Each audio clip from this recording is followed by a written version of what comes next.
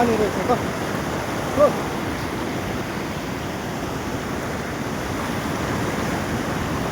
यहीमा होइन मेरो दुध जोडी चप्पल बगाइसकेको रहेछ। एउटा त यही बगाइसकेको थियो, ऊ त्यहाँ भेटियो त्यहाँ अरू अलिक घुम्नु थाल्यो रहेछ। पानी एकदमै चिसो आउँछ, हेर्न सक्नुहुन्छ हिमाल हो त्यो पानी आउँछ के साथी गइसकेको रहेछ। म चाहिँ यता जाँदैछु टावर हाउस। साउन्ड हेर्नु न, साउन्ड एकदमै खोलाको।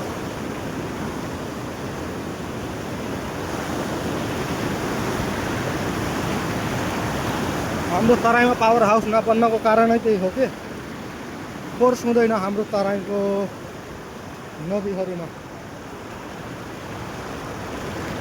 ल चाहिँ क्रस भइसकेका रहेछौँ होइन।